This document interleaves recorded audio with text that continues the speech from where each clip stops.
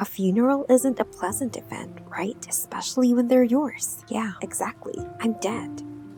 A scam that my friends and I got into went too far. At first it was a joke, but it quickly got out of hand. Now I'm lying here. We are three genius artists, but our talent is still not recognized. Jane drew delicate landscapes, although she wasn't so gentle herself. Sophisticated Anne drew portraits or urban lunatics, and I drew abstractions. But it wasn't just art that united us. The money connected us together. I'm its complete absence. Asking money from your parents who lived in another city means losing battle for independence. No way. Of course, we tried to earn money drawing postcards and portraits to order, but the money received was barely enough for paint and food. Once a terrible man knocked on the door and said that he rented our apartment, and we had to move out of it right on that day. Heck, apparently your landlord ran out of patience. The fact is that we paid her almost nothing for a year. The man added that we had to pay the debt within a week, otherwise the owner would go to the police. We called an emergency meeting and decided that Jane would go to collect the money that the customer owes us. Anne would try to sell some of the quotes, and I, as the most courageous, would go to the gallery and sell her paintings at the entrance, $1,000 each. The night at the train station was terrible, but the next day, Jane brought in almost $100. She managed to collect the debt. Anne came back with no money, as her sweaters had been eaten by a moth. It was my turn to look for money. I waited for people to go to the new exhibition, took the paintings in my arms, and hurried to the entrance. I sat in the cold for 3 hours, but I only disturbed visitors and got barked at by dogs. But I managed to overhear a story that the guide was telling. There was an artist called Van Gogh. He sold one painting in all his life. When he died, he was immediately recognized as genius. Now each of his sketches is worth $1 million. The guide added that almost none of the famous artists received recognition during their lifetime. So no one would buy my paintings during my lifetime? What a hooey! I went back to the girls at the train station and told them the story about Van Gogh. I started the story, but Jane interrupted me, yelling, "Brilliant! I know how to make money!" Jane emptied a box of matches on the floor, and each of us lit one. I didn't really understand what was going on. Then Jane said, "Whose match goes out first, the one will die today." You should have seen Anne and me. Jane started laughing and said that we did have to really die. Oh no, my match went out first. What does this mean? Jane immediately started to tell her plan, like I could fake death, disappear from all social networks, and throw my phone away. We immediately created the news headline, "A young talented artist, that is me, has disappeared." Lost in the jungle in Bali. All resources have already been thrown into the search and relatives are inconsolable. I had to figure out who would tell everyone about my mysterious disappearance. Jane? No way. Her mournful face looks threatening. Anne was perfect, with her soft voice, sad eyes, but as soon as I pointed the camera at her, instead of crying, she burst out laughing. There were no other candidates. I even began to regret that I devoted my free time to drawing and not dating. If I had a boyfriend, he would help. Stop. Now I have a brilliant idea. Several layers of makeup, a wig, bandages that lighten the chest, shirt and trousers, stolen from thrift shop. Finally, I saw my heartbroken boyfriend in the mirror. Of course, it's very difficult to dress up as a man and not look like a cute boy band singer. These bandages press my chest so strong that I can't even breathe, but you can do anything for the sake of wealth. The most difficult thing was to record a mournful video for my alleged boyfriend. As soon as I started to mimic a man's voice, my friends laughed every time I had to start over. I was nervous, but we shot everything properly and posted it in all social networks.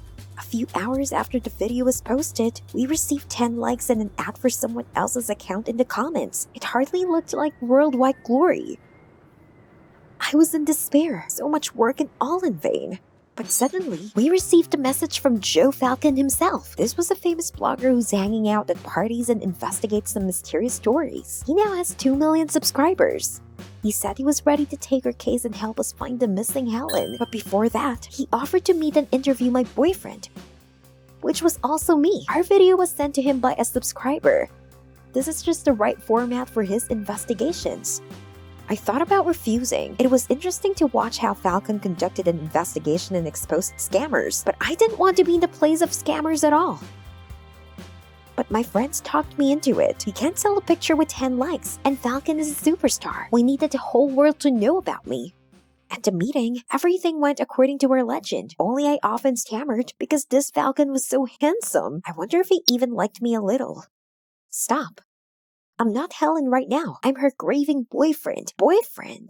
We waited a long time for the video to be ready. I didn't leave the hotel that we rented for in advance and updated the page every half hour. And now the video was ready. Helen, who went on a trip, disappeared in the jungle, was in all channels, and 200,000 people subscribed to her Instagram overnight. There was a demand for our paintings. We even managed to sell 2 of them, but we made them cheaper. We should have asked for more. We began to inflate prices, and requests for purchases grew. By the evening, I began to worry. The number of views continued to grow, and I knew that more attention meant more chances of being discovered.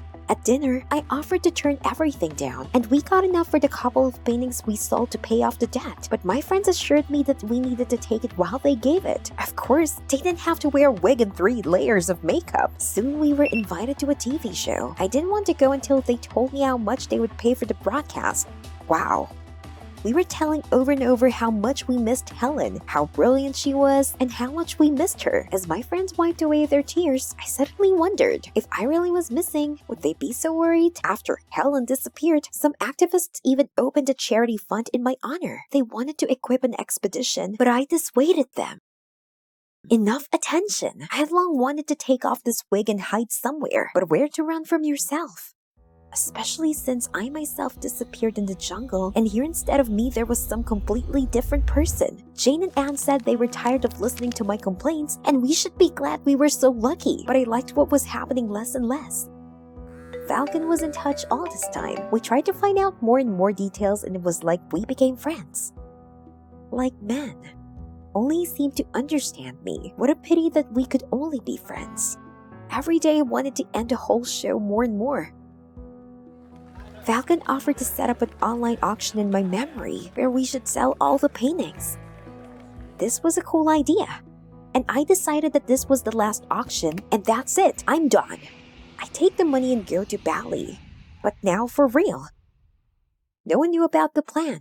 We were preparing for the auction. We had to buy a special app. Neither my friends nor I knew anything about it, but Falcon knew what to do. We just gave him the data, and he did the rest himself. And after the auction, he invited us to a banquet.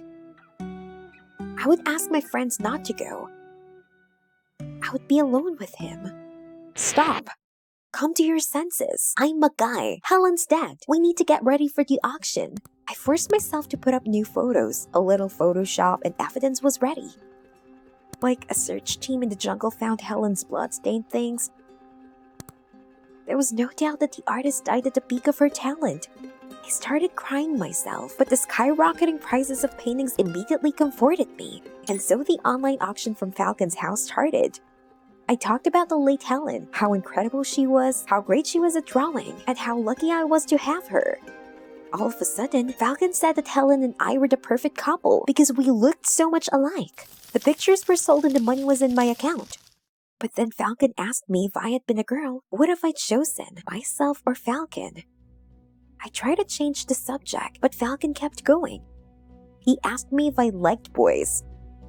I pretended to be too caught up in the numbers, and there was a lot to see. We became rich. I almost cried with happiness. Everything worked out. But then Falcon deftly pulled off my wig, and he started telling that I was Helen and that I was a fraud. All this time, he was preparing for a grand explanation. And finally, this day has come. Falcon, what are you doing? Why didn't you tell me in person? There would have been enough money for everyone, and I would have shared it. But he wouldn't listen and demanded that I confirm what he said. I slammed my laptop shut and ran to the door. Falcon followed me out with a camera. Cheater, cheeky cheater, he shouted. I don't remember how I got home. It's a good thing the police weren't called, but I got famous all over the internet. How do I sell something now? I came to my senses and decided to check the amount, and it was empty. I didn't take long to find a culprit. Falcon entered his car details when registering in the app. What a scoundrel! And you won't even say anything. Suddenly, a payment came to the card, a measly $10,000 to repay a debt to a landlord. And a mocking message? This is for a great story. My friends and I were back where we started. Lack of money, finding a place to live, and a bad reputation to boot. There is still a lot of trials ahead of us. Collectors and gallery owners were demanding compensation, but all that could wait. My main goal was to find Falcon. He's right, you need to pay back your debts, and I'll pay him back in full.